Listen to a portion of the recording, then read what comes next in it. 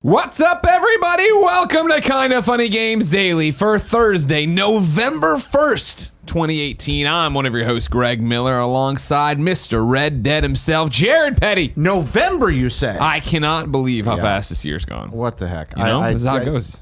It seems hardly yesterday that it was the end of February and I was first sitting down at this desk alongside you. See, and that's a screwed up thing to say because it feels like you've been here so much longer than that. In a good way, but you know what I mean? I hope it's a good one. Yeah, you fit perfectly into the group. That's you got to have somebody sit in the corner eating a big block of ham. A big old block of ham, I'll tell you what, my favorite day every week, Thursday, when I come in here, it's a bright, shiny, happy place full of warm, welcoming people. I like being here.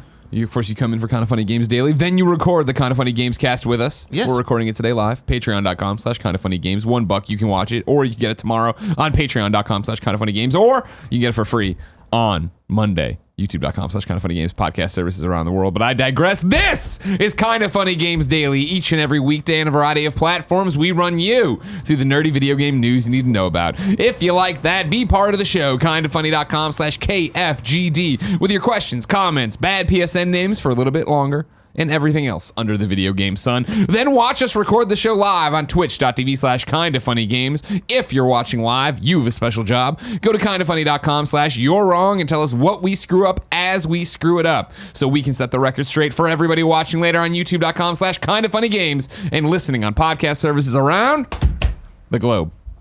Housekeeping for you today.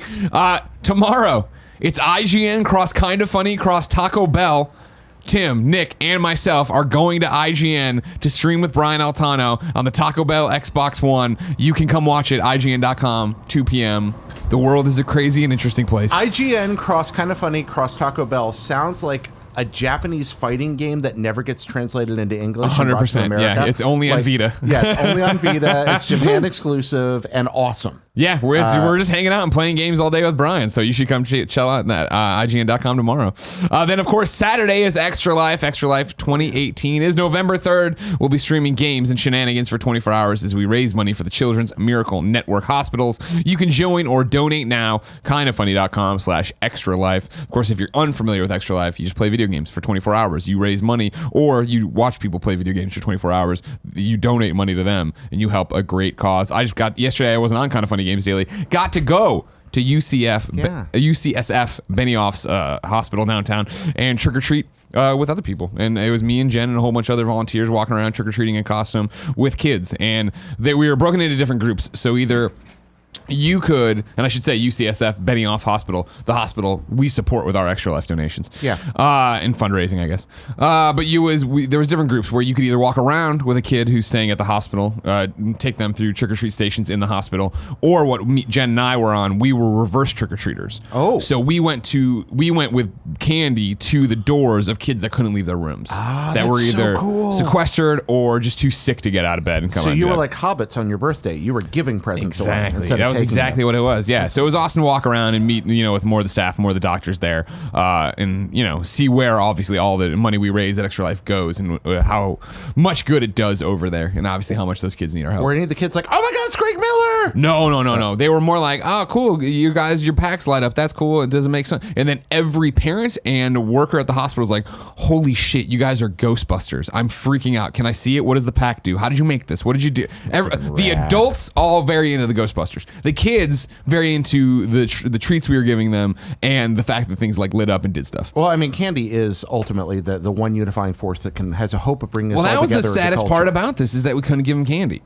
They're all in the hospital. They're all on special diets. They all have their own thing, so they got little trinkets.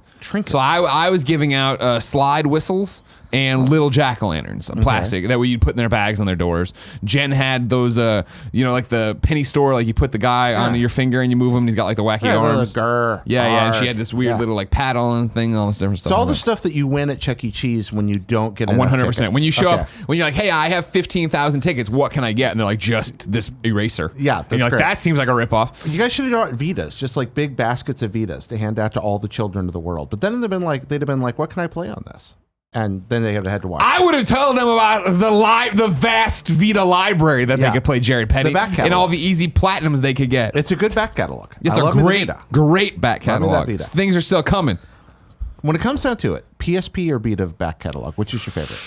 Oh man, now you're making me choose between my favorites. I know. I loved my PSP. I loved my PSP was a PSP. homebrew machine, though. That's why PSP sold so well. Obviously, is that it was so hackable and you put anything you want on it. But there was an amazing official library. Right, on that there thing at the end of was. its life. There really was. First, I mean, they had Rock Band Unplugged, which I feel right there puts you in another stratosphere. What do you got, Kev? What are you trying to say? I was saying the first PSP had the IR blaster on the side, and you get a homebrew app that made it a universal remote, and that was fucking amazing. Yeah. PSP was a great piece of hardware. It was. It really was. Vita is too, don't get me wrong. The main problem with PSP was putting the mechanical drive on it. That was bad for the battery and made it unreliable. UMD, man, they were universal. It could go anywhere.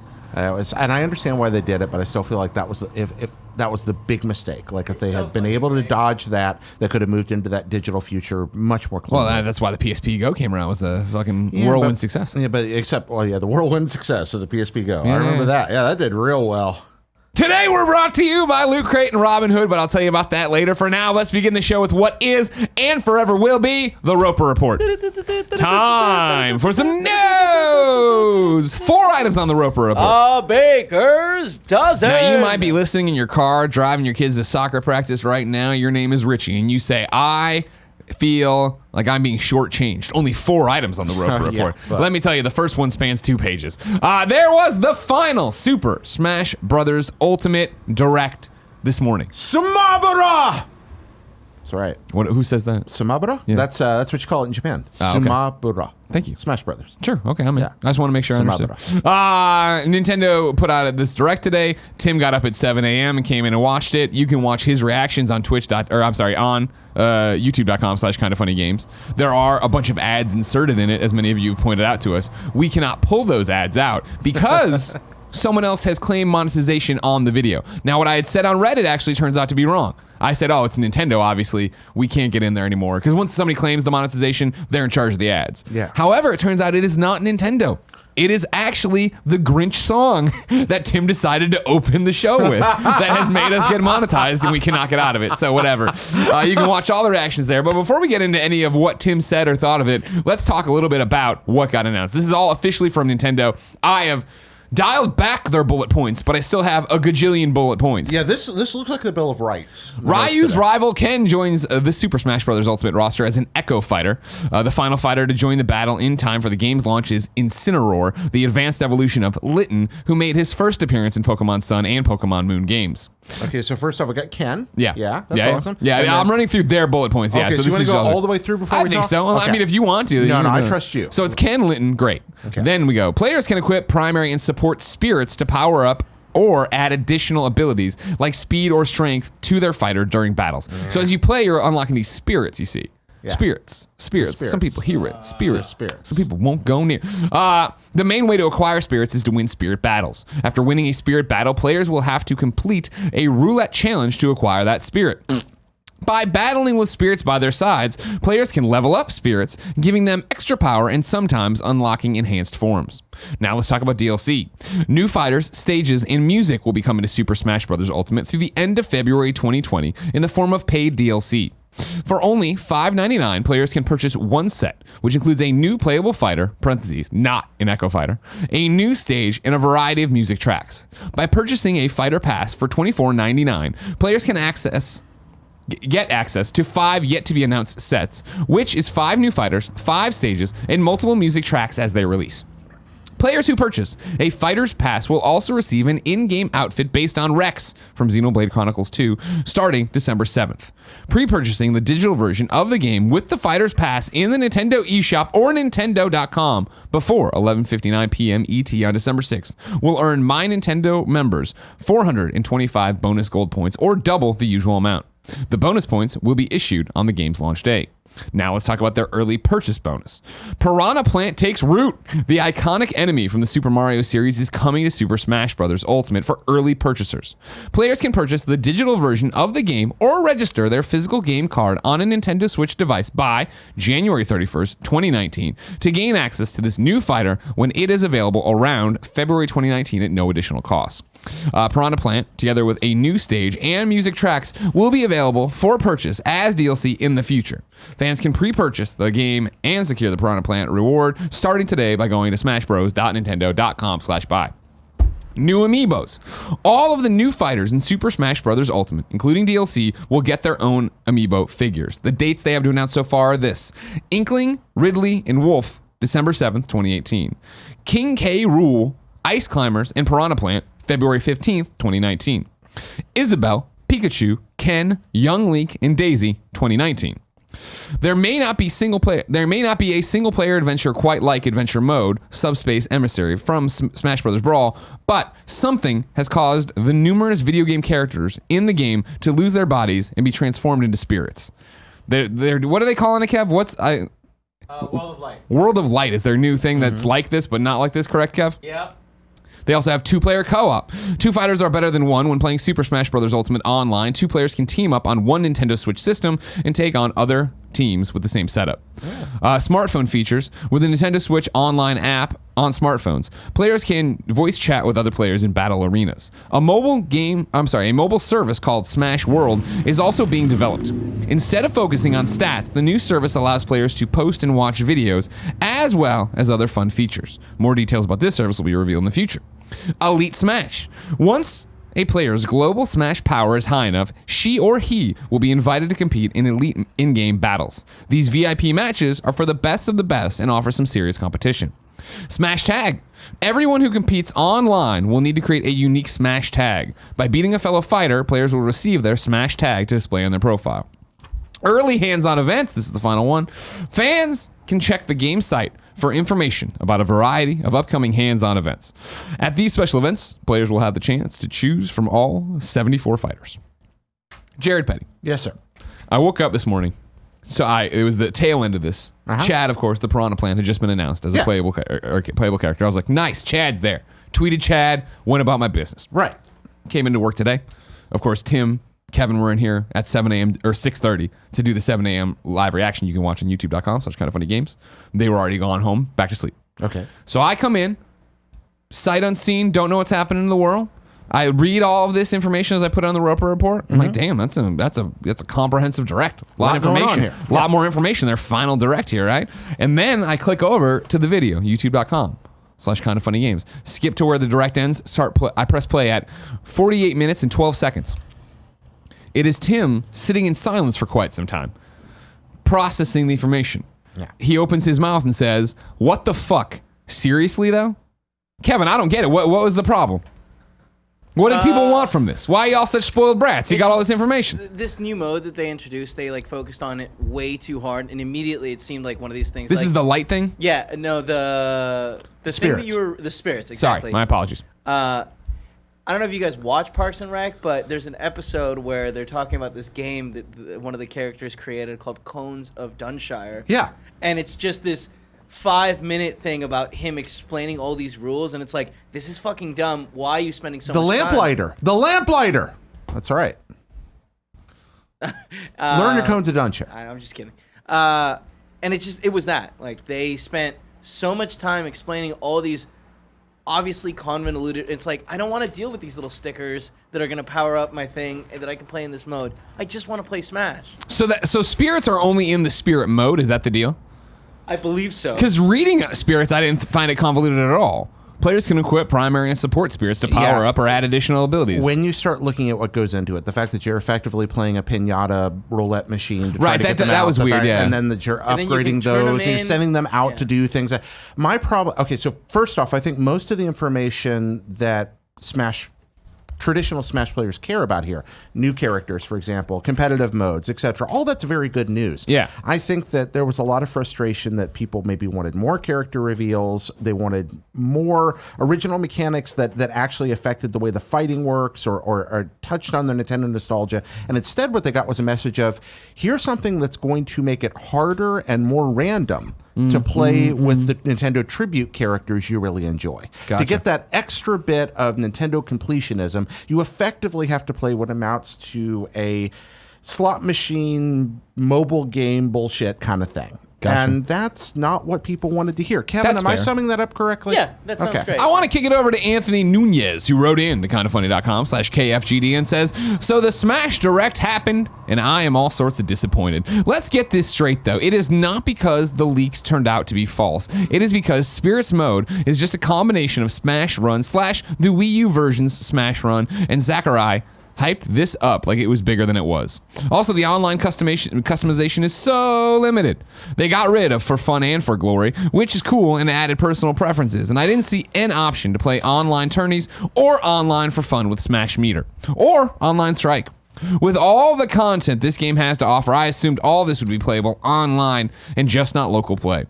I'm still getting the game because Smash will always be Smash, but hype went down for me. What do you think?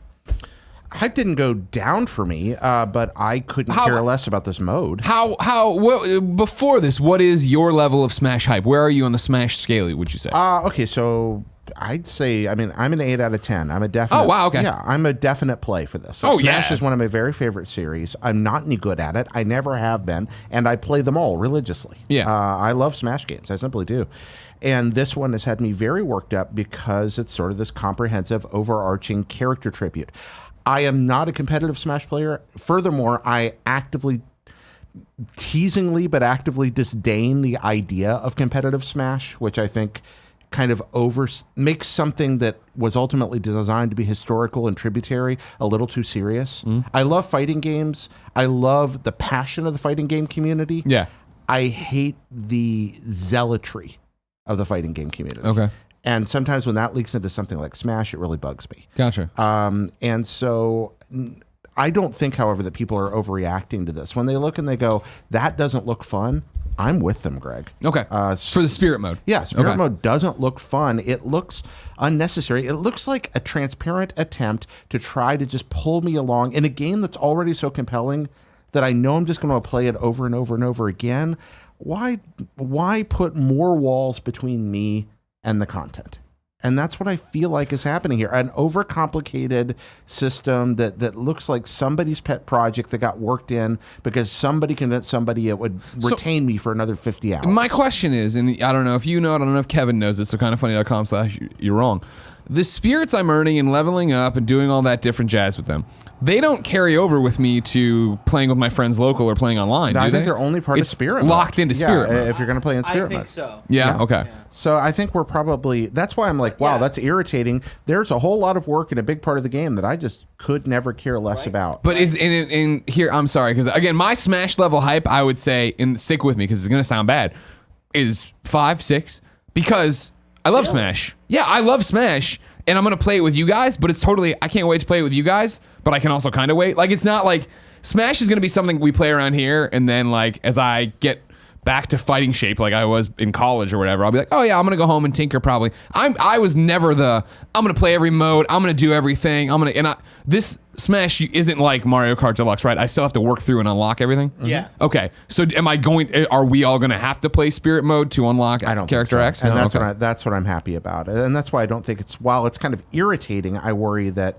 maybe we're not overreacting on that, because I do think it may be a bad mode, or it sure got a bad beginning impression. Presentation. I think that it's just like, wow, here's a big part of a game that I feel like maybe it could have been something really cool, and what they showed me today, I'm not interested in at all. Gotcha. Okay. It's not going to keep me from buying what already looks like the best Smash game. Yeah, and that's my thing about it, where, again, and I can't wait for Smash. I am very excited that we should have a Smash code relatively soon, as we're almost a month away now. I can't wait to play it. I was never going to go online and play. That was never going to be for me. It was always going to be us hanging out in the back. That's one of the main reasons we got that TV in the back room, so we can play it, right? Like, so that doesn't affect me, but I understand the competitive person, why they would, and what Anthony's writing in about, where he's like not getting the varied online options he wants, why that would be a problem. I get that, and actually, I will probably be playing online some, just because I'm not going to have people at home to play with much. Sure. Angie doesn't play Smash, and I'm sure every Thursday afternoon we can finish off Gamescast, get some Smashing with you, buddy. Never mind. Now I'm happy. Don't worry about that. that. I just got to go home and practice. I'm terrible. I'm truly terrible. Yeah. No one here is good, except for Tim and Tim's good, and then what about Nick? Nick's annoying. No, Nick's annoying. Yeah. Okay. Nick has the Scarpino. I'm a method. solid mid-tier Smash, and that's picking it up as much as we play. Yeah, so I think when think- we really start playing again, I'm gonna climb those ranks. I Not think give Tim a run for his money. The Of way course. we rank, it goes Tim, then you, and then it's kind of like a. You think I'm above Nick? Yeah, I appreciate that. I don't know I that appreciate Nick that, knows big how guy. to play well. He just knows how to play annoyingly. He knows how to. Yeah. He knows how to Yeah. be Pit. Annoyingly And he counts for a he lot. He knows how to head. be Pit and do the crying elbow, and he knows how to be Kirby and do the suck and blow. Yeah, that's, that's how he knows to play, and Yeah. it works. He wins. But do you know how to get verified on Instagram? Nobody does. No Tim's one the only does. one who cracked the code and refuses to cracked tell the the code rest with of that us he one. sucks. Before we move on with that, another thing. I am worried about something. Dornbush challenged me. Smash? Yeah, I was griping about the banjo leak might be real, might not be. It turns out, looks like right now it's not real. Yeah. But he Yeah, said if the it Grinch was stuff real, seems he like it was all gonna- fell apart. And he's better than I am. So I'm very worried about that because now I'm kind of hoping Banjo's not real, like one of the DLCs, because then I'll just have to get like egg on my face the whole time. And I'm You don't want no worried egg on about your that. face? No, because I'm not good at this game. No. Not good at all. Yeah, I want when Tim comes in. I know a lot of the questions for Kind of Funny Games Daily were like, "Oh man, what does Tim think of that?" Again, you can watch his reactions, but I'd like to think that on Gamescast we'll have another deep dive conversation about this today. Maybe pull some of your Games Daily questions over there. So again, patreon.com/kindoffunnygames. Final question before we switch topics. Awesome Nick writes into kindoffunny.com/KFGD and says, Greg and Jared, after watching that direct this morning, I want to vent vicariously through you two. Who the fuck thought it was a good idea to make a Piranha Plant a playable character? Every other character in Smash is an icon in gaming history. Why would you waste people's hard work on shit like that? Oh, and don't you guys think you're clean? You're part of the problem with Chad. Anyways, the subspace emissary thing looks cool, I guess. Thanks for the show. Awesome, Nick. I was happy with the character reveals today. Ken makes a lot of sense to me. I'm not a Pokemon guy, so one way or the other, I was fine with that. But I want to play as Chad. Chad looks cool. Yeah, I like I Piranha love Plant. Chad. You know what I mean? Come on now. I'm big fan. They're of not that. wasting on anybody. They wasted on the fucking 19 Fire Emblem characters. No, we're gonna get the amiibo. We're gonna get Chad, and I'm happy with that. Might That be my sounds first amiibo marvelous. I ever buy. Yeah, Might be. be. I'm not gonna say yes. You didn't even get Yarn Yoshi. Didn't get you out. No. He's so Well, they cute. sent a Yard Yoshi. I think he's on the show. Oh, okay, he's somewhere. so cute. Yeah. I love Yarn Yoshi. Number 2. A website is apologizing to Take-Two and Rockstar for Red Dead Redemption 2's online link and donating some money. This is from Brian Crecente over at Variety. A video game website owned by British magazine and digital publisher TI Media issued an apology to Take-Two Interactive for running a story based on a, quote, Red Dead Redemption 2 leak and donated over £1 million to charities chosen by Take-Two Games. Quote, on February 6th, 2018, we published an article that was sourced from a confidential corporate document, according to the post that hit the site Thursday afternoon. We should have known this information was confidential and should not have published it. We unreservedly apologize to Take-Two Games, and we have undertaken not to repeat such actions again, end quote. The article, which detailed a number of aspects of the game, including a battle royale mode, has since been replaced by the apology. Neither Trusted Reviews nor Rockstar Games responded to questions from Variety about whether any laws were broken in obtaining the confidential corporate document. If either entity were concerned about the chilling effects this might have on video game journalism, or why the two agreed on this apparent settlement. Take-Two did issue a statement to Variety about the apology before receiving questions. Quote, Take-Two takes security seriously and will take legal action against people or publications who leak confidential information. The Take-Two statement reads, because this situation involved information about Red Dead Redemption 2, Rockstar Games directed the settlement funds to these three great charities: the American Indian College Fund, the American Prairie Reserve, and the First Nations Development Institute, end quote. Brian's article goes on a little bit longer after that, but doesn't touch on it. It's more of a recap of what's happening. Yep. Jared, what's your read on this? A lot happening behind a curtain, and I'm scared to say too much, mostly because I don't want to speak irresponsibly about something that obviously involved a fair amount of money and liability. Yeah. Looking at the amount of money that was donated there, £1 million, that's not trivial. No small chunk of change. That's not small change at all. All of us working in this industry understand the legal ramifications of some of the things that we do, the choices we make, and the documents we sign. Yeah. We end up in a second tier of question when it comes to, hey, what happens if somebody leaks something to us that they weren't supposed to? Where does liability end? When can we, as people who cover this stuff, talk about it, and when can we not?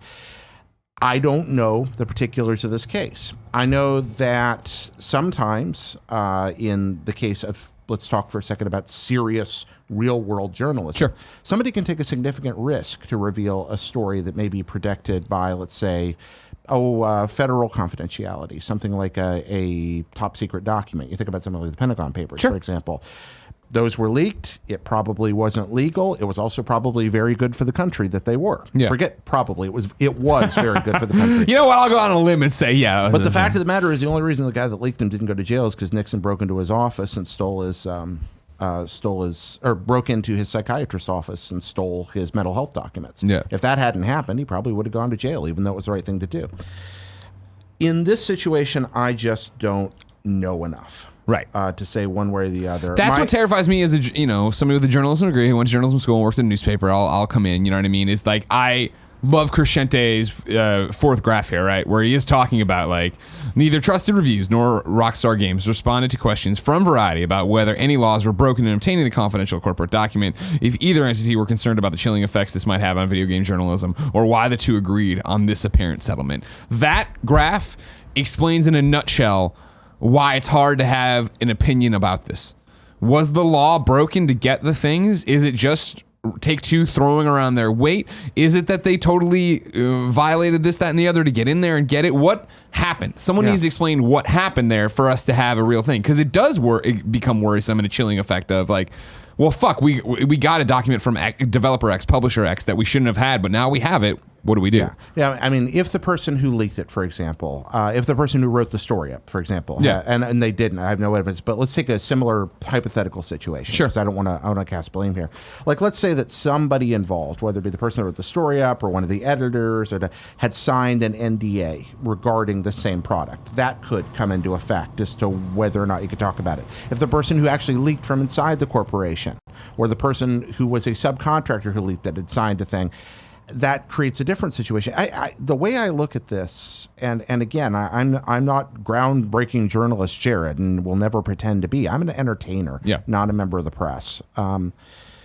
But if I sit down with somebody and they choose to reveal to me something that's a secret of their corporation, and they don't tell me it's off the record, I feel that I'm within my rights to repeat 100%. That's what you've nailed it right there, and that's where. But we don't know if that's what happened, and that's why the fact that they so quickly were like, "Oh my gosh, we're giving all this money to charity. We removed it. We apologize."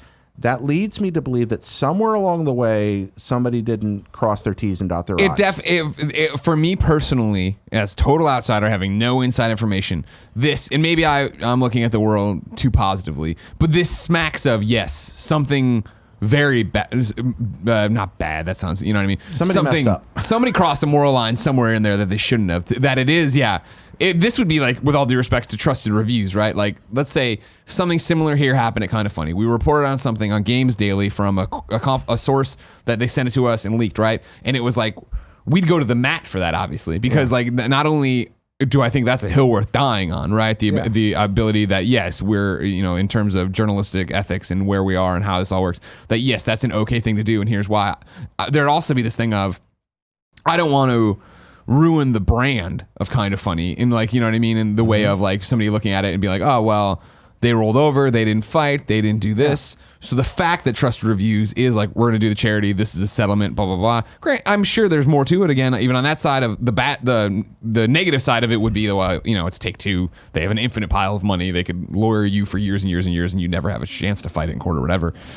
It's a messy situation that we don't have all the facts on. But like, I would, from a glance at it, think that there's more to it than just Take-Two didn't want this out there. Because think about how many times Schreier puts out stuff or IGN puts out stuff, and I'm this isn't just related to Take-Two. This is related to Activision and so on and so forth. You don't see this kind of ramification from it. And I don't think this is all of a sudden Rockstar and Take-Two turning on a dime of like, no, now it's fucking gloves are off if you go and do this shit. That's also not the impression I get from this. And again, I don't want to speak irresponsibly, but it just doesn't fit the MO of what we've seen before. Agreed. It's interesting. I hope the whole story comes out. Again, I'm sure Jason Schreier working on it. Number 3, let's do some Switch sales information. This is both from GamesIndustry.biz. First off, Hayden Taylor had this to say: Super Mario Party has sold over 1.5 million units since launching in October, Nintendo revealed this week. That's a pretty nice number. Yeah, that's a very nice number. People are excited for that Mario Party. It's still fun to play.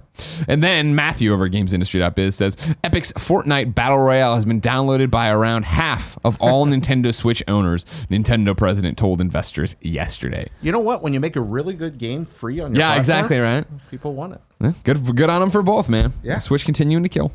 Number 4. It might finally be happening. It might finally be real. Sunset Overdrive has been rated on PC by the ESRB. This is from Sal Romano over at Gematsu. The Entertainment Software Rating Board, parentheses, ESRB, has rated the Insomniac Games developed open world action adventure game Sunset Overdrive for PC. The new rating follows a PC rating from the Game Rating and Administration Committee in Korea back in May. The prequel to Spider-Man. You want to see nothing to deal with Spider-Man, but how the gameplay evolved into that. There you go. That's the way to do it. A good game that not enough people got to play. I was going to say, criminally underplayed, including myself, where I got that Xbox One, and when I think I was out of town when Sunset came and never ever went back to it. So. This is probably one of those cases where Spider-Man was a smash success, and they're like, yeah, we could probably have enough muscle to leverage this on. Well, I mean, they've been working on it before. I remember talking on Games Daily about it, the Korean thing of it being rated in May, but nice to see something fun. It makes it a little easier to push it through now. Yeah. It's like, yeah. Jared? Yes, sir. I can't wait to see if this Sunset Overdrive on PC rumor is true, but I'm going to have to wait even longer. If I wanted something more imminent, like say what came to the mom and grab shops, where would I go? I'd go to the official list of upcoming software across each and every platform as listed by the Kind of Funny Games Daily show hosts each and every weekday. Yeah.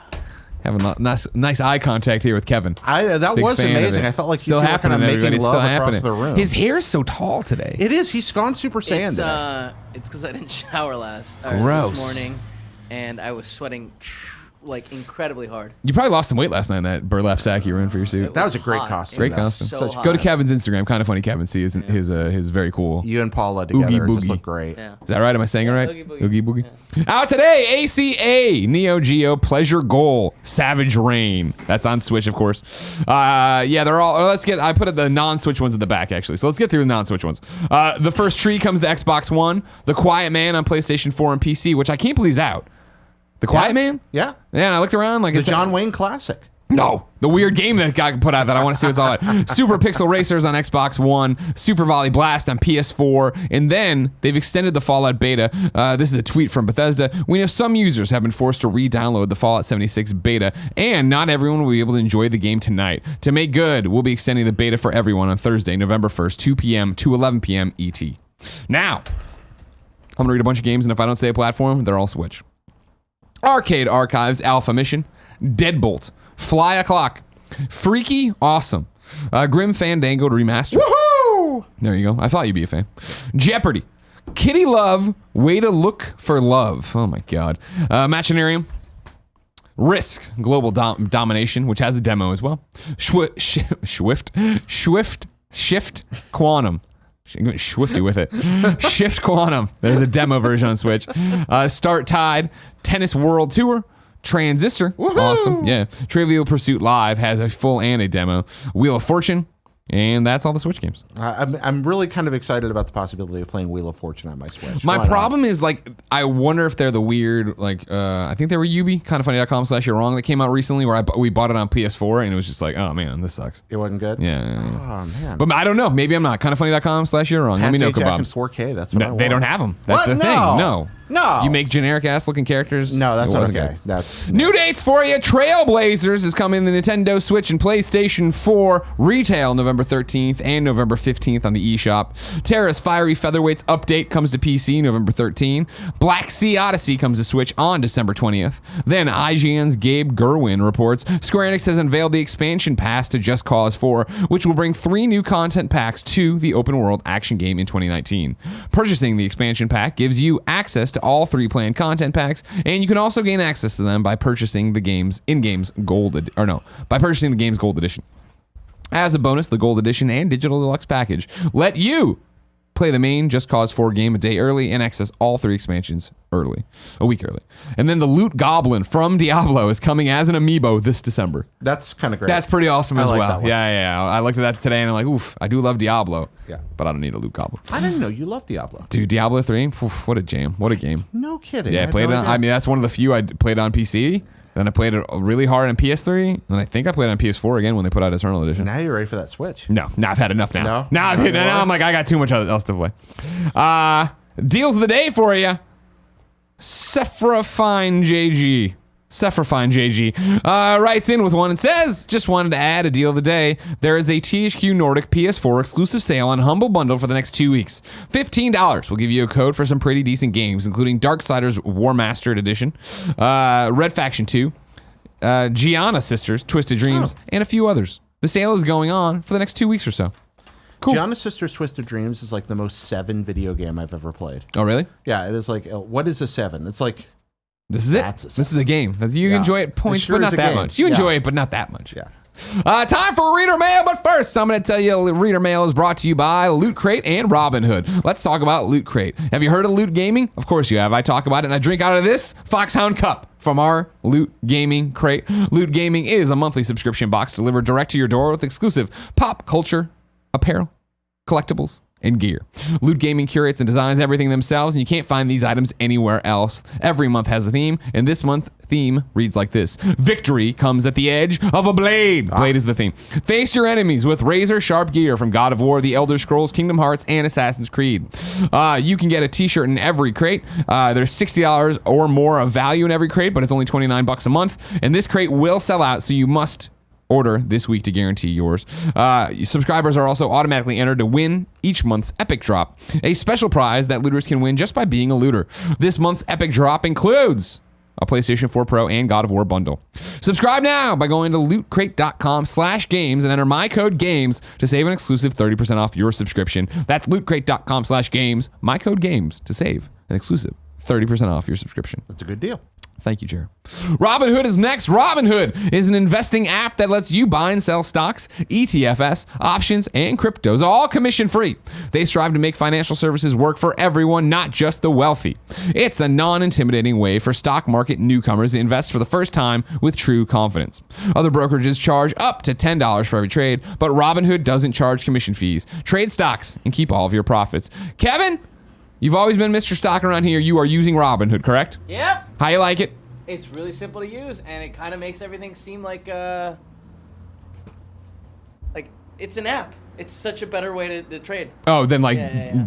okay. And, doing stuff like going to your portfolio and trying to, it just makes it way easier. That's awesome. You can learn how to invest and build your portfolio, discover new stocks, and track favorite companies with personalized news feeds.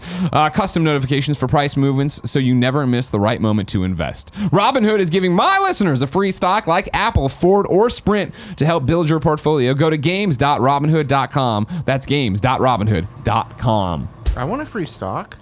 Games.robinhood.com. There we go. I've thought about it. I keep thinking to do it, but then I never want to do it during the told show you. because I'll distracted and I go back to work and I forget about it. Ah. I got to get on it. You got to do it, man. Can you Slack me right now? Invest your money. Nah, it seems like too much stuff. You have Slack open. Just Slack me Robinhood, all caps. Slack me games.robinhood.com. It seems like a lot of stuff. Kevin. Kevin with the big hair. Milk mommy. Seems like a lot of stuff. Charles wrote into kindafunny.com/KFGD and says, hey, KFGD crew. With so many Wii U games ported to the Switch, there's still one glaring omission to me. Super Mario Maker. Do you think Nintendo might be holding this back to see how their online service goes over with players? I have no interest in Nintendo's online at this moment, but if they announce Super Mario Maker Switch and in order to share levels you needed the service, that would push me over the edge. Thanks for making the workday go smoother. Charles. They could do it. The problem is the darn interface. When they ported it to 3DS, it worked because you had the second screen to design with. But Mario Maker is designed with that touchscreen in mind and the ability to quickly test your levels and switch back and forth between touchscreen play. That's how it was on Wii U That's as how well, it is right? on Yeah. Wii U because you had the pad and you had the screen and you could make that work very easily. It would require more redesign than is trivial to make this happen. Sure. And you would only be able to play it in handheld mode. They, to my knowledge, haven't done a game yet that you can only play it in handheld mode. Have you seen one? No. So while I consider it a I possibility, know that I'm pretty sure there is one that exists, but I don't remember off the top of my head. Kindoffunny.com/you're wrong. I think Super Mario Maker 2 is more likely than 100%. porting Mario Maker. You're definitely going to get another Mario Maker because it's an awesome idea and it's an awesome thing, and I'm sure Nintendo saw success with it and wants to see the success in the user base of the Switch now have the chance at it. But yeah, I don't think, as you're saying, it's not a port. I think the Super Mario Maker it is something they're going to want to make into a not tentpole, like you can do it over and over and over again, but make it be like, this is this awesome game we have and we want to put it out here and do it right. Yeah. And so I think that becomes on, as we start looking down, well, what else is going to come to the Switch, right? We're finally getting an Animal Crossing, we're getting a Pokemon. Like, I think down the road, that's a fun announcement to make. Do you think we get a Mario Maker 64 someday? That's another thing I've wondered about. It Wow. does 64, Sunshine, and Odyssey and Galaxy style. See, what would be, when you get that crazy with it, which I'm not against, but that's when I think can you do both in the same game? Like, I don't know. That's where Super Mario Maker becomes, you're making a Super Mario 3D, you're making Little Big Planet kind of stuff. It's hard to design good levels in 2D and 3D. They're entirely different skills. Yeah. But I think you can make it. Yeah, I mean, that would be like the pimped out amazing version, right? Yeah. Like, here's everything you want. So it's Mario coming, Charles. But that was my game of the year that year. I adored Mario Maker. Yeah, I really wish, I was hoping initially when Switch landed and we loved it, I was like, yeah, I want that. I never played a lot of it on Wii U. I didn't play a lot of it on 3DS. But I loved the idea and I loved what I did play. And then it was what you're talking about of like, I guess that's gonna be a hard. It's not as easy as just like hitting the port button, which everybody does. No, not on this one. I mean? Not with the interface. The way they designed it was very thoughtfully, specifically for the Wii U. Time for another question. Oh, this one I meant to cross out because it was debunked by Polygon. Apparently, Konami not removing PT. Don't worry about it. Polygon was on it. It's still there. I just want to. I like to know where we're going. One other question. There's two more. They're both Red Dead, I guess, kind of. And they're both from Photo Nerd 15, which I have. It's rare that I get a double pump where somebody's like, I'm going to put two questions in the same day. Drop 'em right in. And then they were back to back, and I thought they were both great. So Photo Nerd 15, tip of the hat to you. Double-barreled First shotgun of question. questioning. Do you, Greg, think that with all the major games that have come out recently, that it has left you very minimal time to actually enjoy a game like Red Dead Redemption 2? Yes, you've put many hours into it, but with everything going on in between trying to play different games, planning/attending events, does that not allow you to truly enjoy the little things in a game? It seems like Greg and Andrea enjoyed the fast action of a game like Assassin's Creed, but have had a hard time with the slower story of Red Dead Redemption. Thanks for all you do. Photo Nerd 15, what you are describing is adulthood. Being busy is something all of us have to do at some point, and it happened. I don't think I think that had nothing to do with me not connecting with Red Dead. Just didn't connect with it, as I don't connect with a lot of movies, books, and other things. I can tell you, this is not a direct answer to that question, but an anecdote that's related. A couple of days ago, I'm playing through Red Dead. Obviously, I do a show about it. But despite the fact that I wanted to continue to barrel on toward that ending and work on some new projects, I found myself stopping one morning and going, nope. And I went in the living room and I read a book and I watched a West Wing episode and I sipped my coffee because I realized I'm making myself play this right now, not because it's not fun, but because I've played it for 15 hours and I'm exhausted and I'm not enjoying it, not because it's not a good game, but because I'm tired. Took a little break, came back and couldn't stop. I do think that how tired we are can affect our perception of any art, but 100%. I think you're a consummate professional and you're well aware of that and have been for many years living with it, and it didn't affect your opinion. 100%. Photo Nerd 15, second question. After getting Red Dead 2, I was immediately surprised to see 2 discs. Now I realize that it only takes one to play the game and the other only serves as an installation disc. It got me to wonder, what do you think that next generation console/games, Xbox and PlayStation, will make a leap of to a memory card of some sort? I realize that they are going to be pushing digital format, but they won't be able to abandon physical. Do you think that they will continue with disc format and do the dual disc option when games become so large, or will they be forced to find a new medium? I think that has a lot to do with internal politics at these companies, maybe more than anything else. Yeah? Yeah, absolutely. I mean, there's going to be factions within Sony that are just going to still be tied to Blu-ray. And to the standards they create. They've always enjoyed creating their own proprietary thing. Of course. And there will be groups within the company and powerful individuals that want to make sure things stay on disc. That's going to be I don't think important discs to them. are going anywhere. Where we know that what was it, 2 generations ago or a generation and a half ago, Microsoft looked at cartridges the same way that Switch ultimately adopted. We actually saw some graphs of that, if I'm remembering this correctly. And so they thought about that even then, because the age of the optical media as the most efficient way to put data on a small object is kind of passing. Sure. You could do it with a disk now. You say you don't think it's going anywhere. Think Microsoft will go disk next gen? Yeah, I do. Okay. I think that they're just so cheap. You know what I mean? It's so easy to manufacture. Like, don't get me wrong. Now the memory cards or the Switch game cards, and obviously you see USB flash drives, and obviously we see how cheap and easy it is to use those stuff too. But manufacturing them, getting them out, putting them, I just don't see it going away. Do you?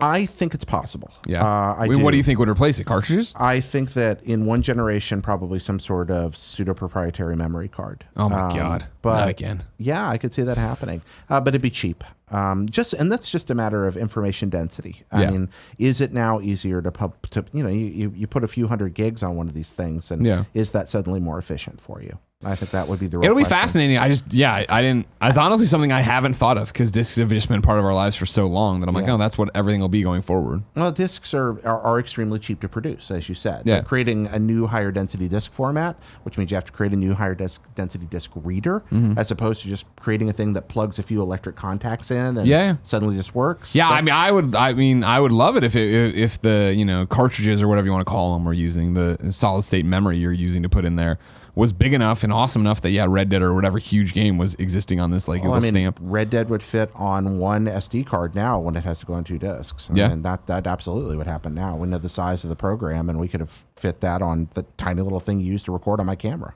or on the ones in here. Yeah, I do think about. So what's holding it back? I think one, perception. Yeah. I mean, that's a big deal. Changing formats. Like you just said, we equate discs with video games. Yeah. Well, that's a psychological factor. 2, as I said earlier, internal politics. Innovation versus cost versus getting ramped up for a new production pipeline. Everybody wants to go digital anyway because it's cheaper. And do we want to take this interim step? And that's how I feel. What I feel the biggest underlying thing is like, everybody wants to go digital, right? If you're bitching about, not you nerd 15, but if you're bitching about Red Dead being 2, or if that was like, oh my God, that's them very subtly saying, we don't give a fuck. Buy it off the digital platform. It's there for you to download and have it preloaded and do all these different things. It's going to, I would think you stay with discs because it's cheap, it's proven, people understand it, and we can keep putting in, there's going to keep being more and more hurdles for those people that will eventually drive them where we want them, which is them using the Xbox Store, the PlayStation Network. I tend to agree with you on that. Yeah. We haven't even, the other part, we talked about this a little with the PSP, is just the pain of having something mechanical. Sure, of course. Every fan you add, that's why is something that can break. Every spinny thing is something. When we that talk break. about the holy shit, could Xbox really do it and all this stuff? If they're gonna put out a streaming, this is the Scarlet, and it's $99. It's $99 because it's doing something like that, where there's all it is just receiving. There's no disk drive. There's no nothing. Like you know what I mean? It's a USB in, and then it's the games that are in Ethernet and all this jazz. It'd be kind of amazing. Sidebar on this, I just got my physical copy of Night Trap for the Nintendo Switch. I saw you hold that up. That was cool. Yeah. And which came on cartridge, which is delightful. Hearing that Howard Lincoln quote from back in the day. I've never played Night Trap. It's terrible. Yeah. But very excited because if you flip the box over, you get, it's all the stuff about CD-ROM technology. Oh, nice. And then they're talking about how it's even better than CD-ROM, having it on the cartridge. This conversation just made me think about it, but it's kind of wonderful. What was Howard Lincoln? That was that the quote that it would never be on a Nintendo platform? I don't want to. For Night Trap? Yeah, I don't remember. I don't want to libel the man, but I believe it was something like that. If I'm wrong, forgive me. You're wrong. Could tell us. Yeah, they will tell us too. I always think of the Resident Evil 4 one. If it's ever on a platform other than Nintendo, I'll cut my head off with a chainsaw. Oh, that was who was that? That was the director of Resident Evil 4. I forget his name. Okay. Kindoffunny.com/you're-wrong. That's beautiful. While you frantically file all these kindoffunny.com/you're-wrong thing, let's talk about Squad Up. This is where one of you writes in to kindoffunny.com/KFGD with your name, username, platform of choice, and why you need help in a video game. I read it here, and the best friends come and find you. Today, Ryan needs help on PlayStation 4. His PSN name is JustEty, E-T-Y, JustEty. Greg, this one is for you. Let's play the Fallout 76 beta together tonight. I've always wanted to play a game with you, but I've never been a huge multiplayer guy. However, a huge Fallout fan, and 76 has got me. So now's my chance. None of my pals are in the beta, So I've been going alone so far. Ryan? No, probably not going to do that. But if somebody else on PSN can hit you up and play, I do enjoy Fallout 76. I just don't have plans to play it tonight. And I know we're running out of beta dates here. So someone else can hit you up on PSN. Man. JustEty. I am so torn by this. So torn by Fallout 76. It's like the one new game I'm bringing to Gamescast today. Okay, so don't talk about it. I won't talk about it. Patreon.com/kindoffunnygames or youtube.com/kindoffunnygames next Monday if you want it late. But yeah, that's what I want to talk about. My beta experience so far with Fallout. Has it been positive? Has it been negative? Has it been Kevin sitting on me? Time for a bad PSN name. As you know, Shuhei Yoshida no longer hates you and is going to let you change your names. So we're saying goodbye to bad PSN names. They don't have to be the most egregious or gross anymore. Hi, my name is Roe. Write in and said bad PSN name. This one is not grotesque or raunchy and annoys no one except for me. Way back in 2010 when I bought a PS3, all of my social media accounts were my first and middle name, Mark Rowe. I figured I'd keep that going on the PSN name. I logged in and did that, or so I thought. You see, at the time I was working with a 19-inch CRT monitor as a broke student. Much like the small text of the original Dead Rising on Xbox 360, the keyboard was really small. I made a typo and was unaware until months later when another friend bought a PS3 and couldn't find Mark Rowe anywhere. Because of the tiny text, my PSN name is Marl Rowe. Miss the K, put an L. Back when I was addicted to Destiny 1, people would stumble and call me Marlboro, cigarettes, or just Marl. Please, Shuhei, please let me change my name. P.S. Can't confirm that when you graduate and start working, you don't stop watching the Kind of Funny Games Daily or the Kind of Funny Morning Show. You just do nothing for 2 hours at a time in that window. You're goddamn right. All right. Marl Rowe must be live in the chat right now. Thank you so much. Yeah, that's a bad PSN name. That is. That's what we're out to fix. That's the story. It maybe break everything else in the PSN, but we're going to fix that. Is anyone here changing their name? Hell no. Okay. You kidding me? First off, I think Tim's got multiple. Because every time we try to play an online game with him, shits go south. Mm-hmm. Kevin's got a great one. I've got a great one. Nick doesn't even know how to use any of that. He hasn't accepted my real name friend request that I sent 4 years ago. What about you? What is online? I hate you so much. I almost said, I can still do it, I guess. Kevin. We asked people watching live on twitch.tv/kindoffunnygames to go to kindoffunny.com/you're wrong and tell us what we screw up as we screw it up. We use it to set the record straight for everybody watching later on youtube.com/kindoffunnygames or listening on podcast services around the globe. We asked for a lot of help today. Let's see what we got here. All right. Number 2, Lord of Pone says it's the Pichu amiibo, not a Pikachu amiibo. Thank you. Oh, there we go. Apartment 4893 Smash Run was not in Wii U, only 3DS. Got it. Bambi's Forest Friend says Robinhood is only available to U.S. residents with a valid social security number. Not technically wrong, but a relevant omission. Thank you. Zaire says new dated. Bubsy Paws on Fire comes to PlayStation 4, PC, and Switch in 2019. Yes, this is real and it looks decent. I don't believe you. No, don't believe you at all. No, you're still wrong. Even if you're factually right, you're still wrong. Gamer writes in and says Severed on Switch can only be played in handheld mode. There we go. From our friends at Drinkbox. There you go. All right. Here we go. Kebab says, I heavily disagree with Jared's assertion that Super Mario Maker requires a second screen. When you play Mario Maker on Wii U, what you see on the TV is just a feed of the gamepad minus the giant hand when making levels. If you turned off your TV whilst playing the game, which I've done many times, the game is still 100% playable. My assertion was not that you needed 2 screens. My assertion was you could only play it in handheld mode or via 2 screens. I want to be clear about that. Okay. Yeah, you don't have to have the 2 screens, but you have to play the 2 screens if you want to be able to switch off and play it on your TV. King of the North says VOEZ is handheld only, but it should be noted it was only released in Japan. Thank you. Zaire says newly dated. Super Mario Maker Edition 2DS bundle is coming Black Friday to Target for $80. Thank you. Oh, there we go. Lord of Phone says they could go to more layered Blu-rays so one disc can hold 100 gigabytes. Right now, the PS4 just isn't set up to read more than a dual-layer Blu-ray. Right. No, that would probably be the simplest solution for them. Blackjack confirms it was the Resident Evil 4 director, Shinji Mikami. Yeah, Shinji Mikami.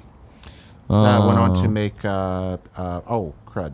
Now I'm going to forget this. Hurry up. Get it in. What did Mikami make after that? I played both of these. There's 2 of them. They're really good. Zaire says also newly dated. Little Dragon's Cafe comes out on PC on November 15th. Zaire says out today. Tetris Effect has a limited demo that starts today. I saw that. That's exciting.